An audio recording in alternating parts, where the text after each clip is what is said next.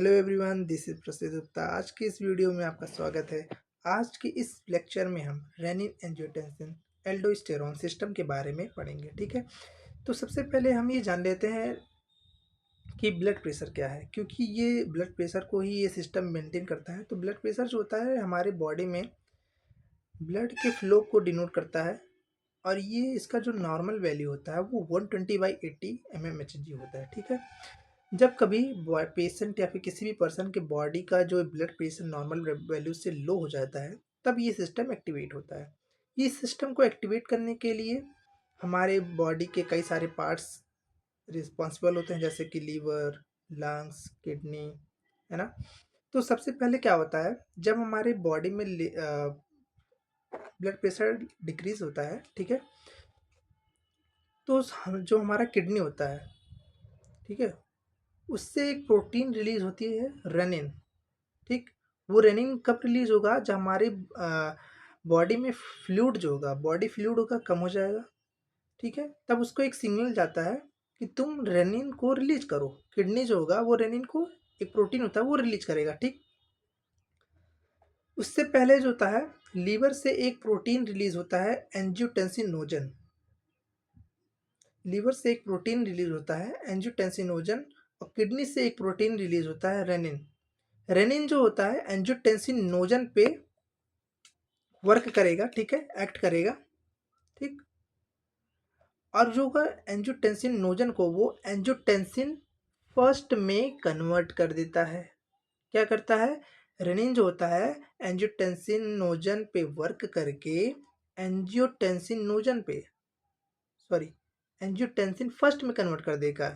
ठीक, फिर angiotensin first जो होगा वो एस एंजाइम, यानी कि एंजियोटेंसिन कन्वर्टिंग एंजाइम, जो कि लंग्स से रिलीज होता है, वो एंजियोटेंसिन फर्स्ट को एंजियोटेंसिन सेकेंड में कर देगा कन्वर्ट। ठीक है, अब क्या होगा, एंजियोटेंसिन फर्स्ट जो होगा वो सबसे पहले किडनी पे के एड्रिनल कॉर्टेक्स पे वर्क करेगा, जिससे कि एल्डोस्टेरॉन का सिक्रीशन होगा।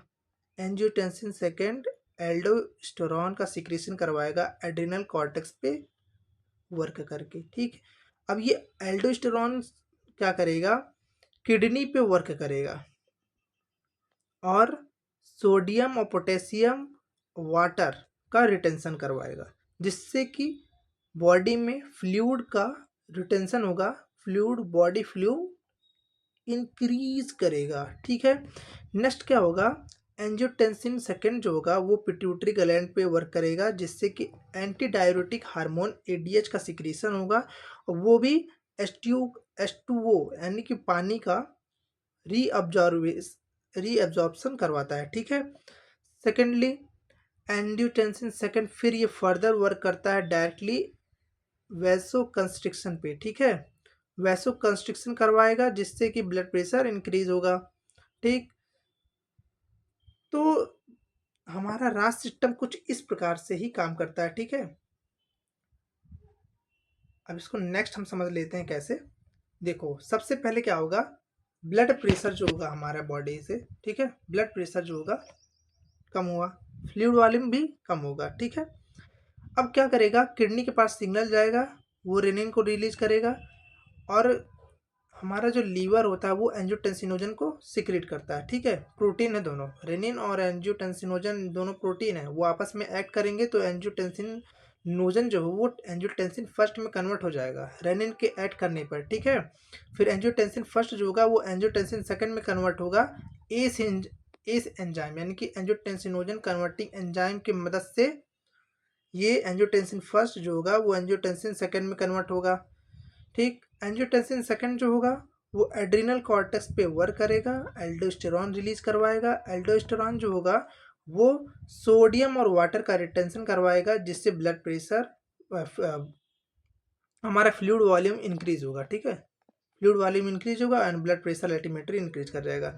सेकेंडली जो होगा, एंजियोटेंसिन सेकेंड जो होगा वो डायरेक्टली ऐड करेगा ब्लड वेसल्स पे, जिससे वो वैसो कंस्ट्रिक्शन करवाएगा।